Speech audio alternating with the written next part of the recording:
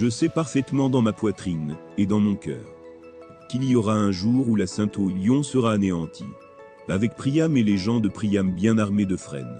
Mais je ne m'inquiète pas tant des douleurs à venir des Troyens, de mes frères de sang, qui nombreux et nobles, vont tomber dans la poussière sous les coups d'hommes haineux, que de la tienne quand un Achéen au manteau de bronze t'emmènera en pleurs, parce qu'il t'aura pris le jour de ta liberté.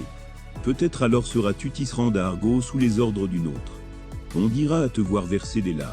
Voici la femme d'Hector, qui excellait au combat, chez les Troyens maîtres des chevaux, quand ils se battaient pour Ilion. On le dira, et te viendra une nouvelle douleur, dans le manque de l'homme qui écarte le jour de servitude. Qu'une pluie de terre vienne cacher mon corps défunt, avant que je n'aie connaissance de tes cris et de ton enlèvement. Cela dit, le lumineux Hector tendit la main vers son enfant, qui, dans un recul, cria et se pencha vers le sein. De la nourrice à la belle ceinture, la vue de son père l'effrayait. Le bronze et les crins de cheval en panache lui faisaient peur, terribles quand ils oscillaient au sommet du casque. Le père et la mère souveraine éclatèrent de rire. Le lumineux Hector enleva tout de suite le casque de sa tête, et le déposa à terre, tout brillant. Puis il embrassa l'enfant chéri, et le fit sauter dans ses mains.